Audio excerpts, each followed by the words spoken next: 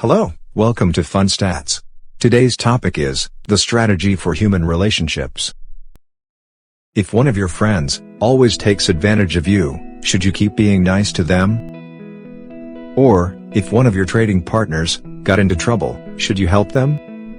More generally, if this world is full of egoists, when and how could we build cooperative relationships with other people? Being selfish all the time is the answer to this? Today, we consider these questions. Today's discussion is based on the game theories and Robert Axelrod's The Evolution of Cooperation. Wow, it sounds interesting. I like games.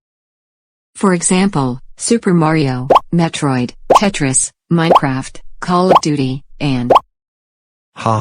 Thank you, Joanna. I love video games too. But the game theory does not handle those video games. Anyway, let's get down to the topic.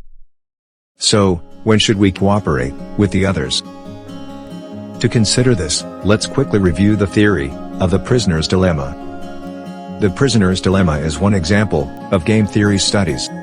It shows that, as a result of each person's rational behavior, unfavorable outcomes for a whole group would be chosen. Let's assume that Tom and Jerry were arrested for a joint offense. They were put in separate rooms in order not to talk.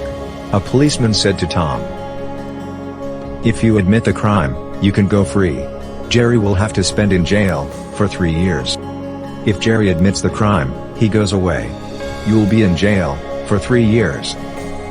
If both of you stay silent, each will get 1 year in jail. If both of you admit, each will get 2 years." Now, Tom has two alternatives: stay silent or admit the crime. Which option should Tom choose? As a whole group, both being silent is the best choice, because it could minimize the jail time to 2 years in total. Other options would lead to 3 or 4 years in total. However, let's look at things from Tom's perspective. There would be two situations for Tom. Jerry stays silent, or Jerry admits. If Jerry stays silent, options for Tom would be 1 year or 0. So, choose 0. Because it is more beneficial for Tom. Tom will admit. If Jerry admits, options for Tom would be 3 or 2 years. 2 years are a better deal for Tom.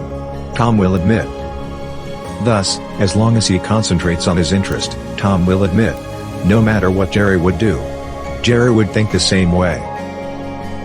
In the end, both will end up admitting, meaning betraying each other. This is a kind of made-up story. But similar situations could occur in the real world. One lesson is that rational people's choices could result in an unfavorable outcome for a whole group. So, this is called a dilemma. I knew it. As Thomas Hobbes wrote, this world is the war of all against all. So, we should always betray others and focus own interests. Hold on, Joanna. This theory is based on some specific conditions. So, it is not necessarily always applicable. Moreover, the case assumes that Tom and Jerry will never meet again.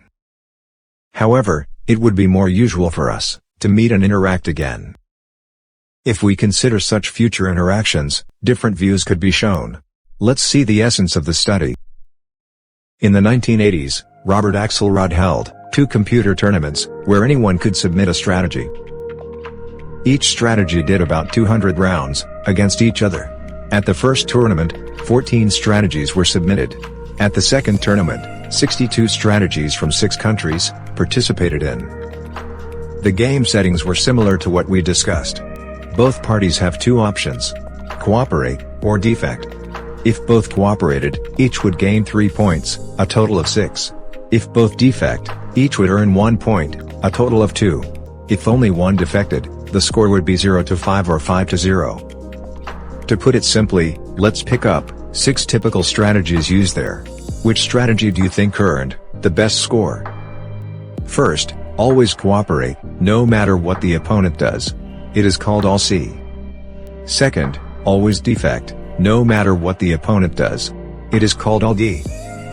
Third, pick up either cooperate or defect, in entirely random.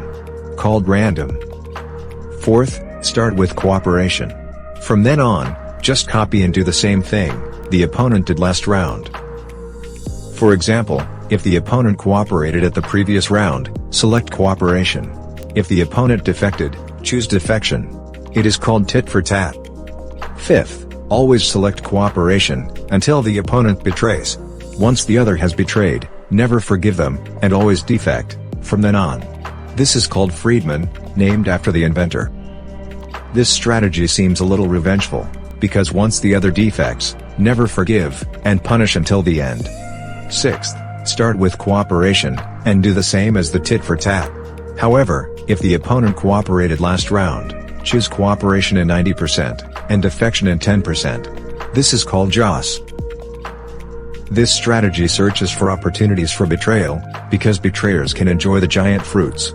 So, in that sense, this strategy includes a bit of sneaky intention. Now, which do you think won the competition? Let's see the results of the first tournament.